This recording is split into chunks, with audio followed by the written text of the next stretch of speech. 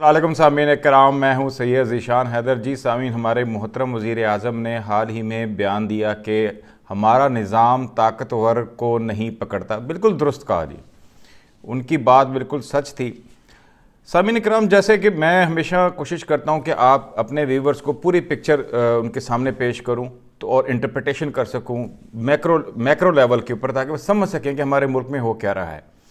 तो ये मोहतरम वज़ीर आज़म का जो कॉल है, जो उनकी सेइंग है, उनका जुमला है, उनकी जो बात है, वो उसके बहुत गहरे मायने छुपे हुए हैं उसके अंदर। मैं जो समझता हूँ, देखिए, वो ये है कि उनका मतलब हमारे मौजूदा सियासतदान नहीं थे, ना ही हमारे सबका सियासतदान थे, बल्कि वो एक ख़ास अशरफिया है और वो ख़ास तबका है जो कि एक ज़माने से इस मुल्क में हकीकत में हुक्मरानी करता आ रहा है। अगर उनके इस जुमले के का जो टारगेट है वो ढूंढने की कोशिश की जाए तो आपको बड़ी आसानी से थोड़ा सा पास्ट में जाए तो मेरे ख्याल से वो जनरल अयूब खान से स्टार्ट किया जा सकता है, जिन्होंने आइन को तोड़ा और वो कौमी मुजरिम है। अगर उन्होंने कोई भी शख्स कोई भी ताला अज़मा अगर आइन को तोड़ता है और ताकत से हुकूमत पर काबिज हो जाता है तो वो कौम का मुजरिम होता है, वो मुजरिम होता है, तो उसको सज़ा मिलनी चाहिए। लेकिन इस सिस्टम ने, हमारे निज़ाम ने, जिसकी बात हमारे मोहतरम वज़ीर आज़म ने की, उनको नहीं पकड़ा, बल्कि उनको इज़्ज़त और एहतराम के साथ वो अपना वक्त गुजारा उन्होंने और वो चले गए। फिर उनकी बाक़ियात, उनकी आल औलाद आज भी इस मुल्क पर हुक्मरानी कर रही है।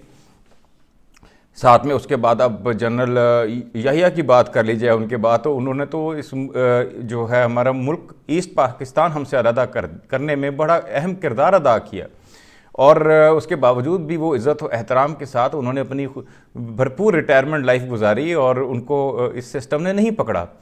उसके बाद आप ज़िया-उल हक़ साहब की तो क्या ही बात है, उन्होंने भी मार्शल लॉ लगाया, उन्होंने भी आइन को बूटों के तले रोंद दिया। उन्होंने हमारे जो है एक इलेक्टेड प्राइम मिनिस्टर को पकड़कर जेल में बंद कर दिया, उसको फांसी तक दिलवा दी गई। लेकिन उन्होंने जो ये ताला आजमाई की, जो उन्होंने आइन शिकनी की, उसके पादाश में उनको इस सिस्टम ने वाकई नहीं पकड़ा। और उसके बाद फिर हमारे hero the commando Pervez Musharraf साहब, उन्होंने भी जो है इसी तरह 2/3 मेजॉरिटी हुकूमत को रातों रात ख़त्म कर दिया और एक वज़ीर आज़म को, मुंतखब वज़ीर आज़म को अटक जेल में बंद कर दिया। उनको हथकड़ियाँ लगी हुई थी और उनकी हथकड़ियों की जो तस्वीर हैं जेल के अंदर, जेल में पाबंद होने की जो तस्वीर हैं, वो आज भी आप गूगल करें तो आपको नज़र आ जाएंगी। तो लेकिन इस सिस्टम ने उनको भी नहीं पकड़ा, वो भी बड़ी ऐश व आराम की ज़िंदगी बैरून मुल्क गुजार रहे हैं और उनका वापस आने का भी कोई इरादा नहीं। उन्होंने चंद दिन क्या चंद घंटे भी पाकिस्तान की किसी जेल के अंदर हथकड़ियाँ पहन कर नहीं गुजारे। तो ये बात ठीक है। देखिए सामीन इकराम, मैं जो समझता हूँ कि हमारे मोहतरम वज़ीर आज़म शायद डायरेक्ट बात इसलिए नहीं करते कि वो बाद में ये कह सकें, जब वो वक्त गुजर जाए और हुकूमत से उतर आएँ, कि देखिए मैं तो कहता था अशरफिया, आप लोग ही नहीं समझ सके मैं किन को मुखातिब कर रहा था और उस वक्त मेरी लिए मजबूरी थी, मैं खुलकर बात नहीं कर सकता था, ये था वो था मसला वगैरह वगैरह।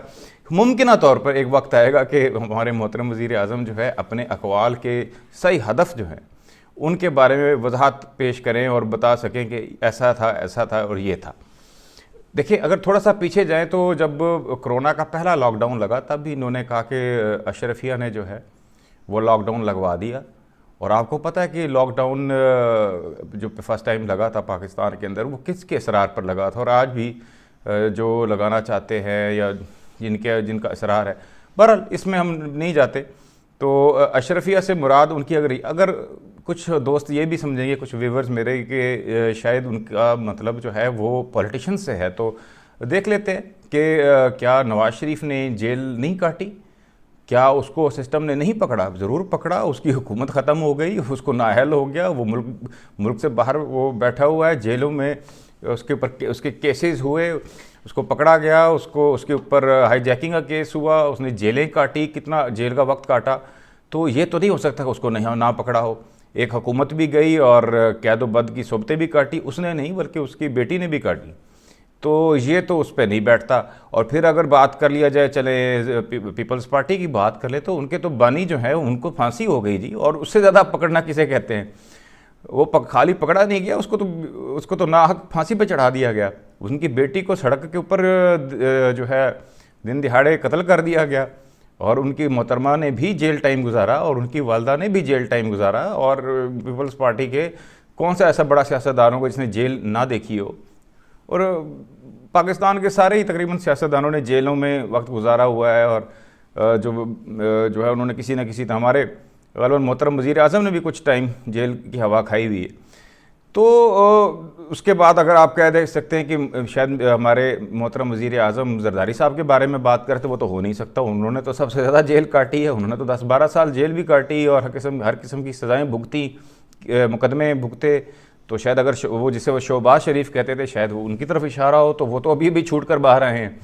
तो उन्होंने भी अपना अच्छा खासा वक्त जेल में गुजारा है। उनको सिस्टम ने उनको किसी सज़ा मिलने से पहले ही पकड़ कर जो है वो सही रगड़ा दिया है।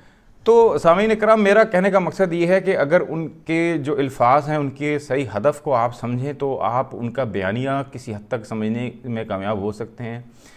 मुमकिन तौर पे हो सकता है मेरी खुशफहमी समझ लें, या मेरी मिस इंटरप्रटेशन समझ लें, या मेरी उम्मीद समझ लें कि मुमकिन आने वाले दौर के अंदर किसी यूनिवर्सिटी के अंदर खड़े होकर हमारे मोहतरम वज़ीर आज़म बता रहे होंगे कि देखें जी, मैंने तो बहुत सारे ऐसे मौके आए जहाँ पर मैंने खुलम खुला कहा कि अशरफिया ये कर रही है, अशरफिया वो कर रही है, अशरफिया मुझे चलने नहीं दे रही, अशरफिया मेरे खिलाफ़ साजिश कर रही है, अशरफिया ने नाकाबिल गिरफ्त है, अशरफिया ये है वो है। अब क्योंकि मैं नाम नहीं ले सकता था, मोहतरम नवाज शरीफ भी नहीं, तो अब देखिए 2-3 बार वज़ीर आज़म बन गए और फिर बाद में उन्होंने कुछ नाम लेना शुरू किए और फिर उनमें तब्दीली आई। तो खान साहब का तो अभी पहला दौरे हुकूमत है और ये भी पता नहीं मुकम्मल होता है या नहीं होता। तो उन्होंने कुछ इंकशाफात मोहतरम नवाज शरीफ की तरह शायद आने वाले वक्त के लिए रख छोड़े हैं, लेकिन इस वक्त वो अपना जो कंसर्न है और फिर इसकी कड़ी आप देखें कि रिसेंटली, जैसा कि मैंने पहले अपने वीलॉग्स में अपने व्यूवर्स को बताया है कि शायद मोहतरम वज़ीर आज़म इस वक्त आप बैल मुझे मार की पॉलिसी पर चल रहे हैं। तो जिस तरह फ़ॉरेन ऑफिस के लोगों को एड्रेस करना और उनकी सरजनिश करना, ये भी बड़े मानी खेज़ है। देखिए जी, फ़ॉरेन ऑफिस के अंदर टॉप जो कि आपके जो होते हैं सिविल सर्वेंट्स, वो ही जाते हैं। जो सबसे ज़्यादा मार्क्स लेते हैं, सबसे ज़्यादा ब्राइट होते हैं, वो जाते हैं। या वहाँ पर अगर मिलिट्री इस्टेब्लिशमेंट के वो लोग जाते हैं जो हाईली रिस्पेक्टेबल होते हैं, जिनके करियर बहुत अच्छे होते हैं, जो कि टॉप ऑफ द टॉप होते हैं। तो उन लोगों को ये कह देना कि आप जो है कॉलोनिस्ट नौबादिया माइंडसेट में हैं अभी तक, तो इसकी ये कोई रॉकेट साइंस नहीं है। ये किस तरफ किसको क्या कहा जा रहा था, ये जो है समझने की ज़रूरत है।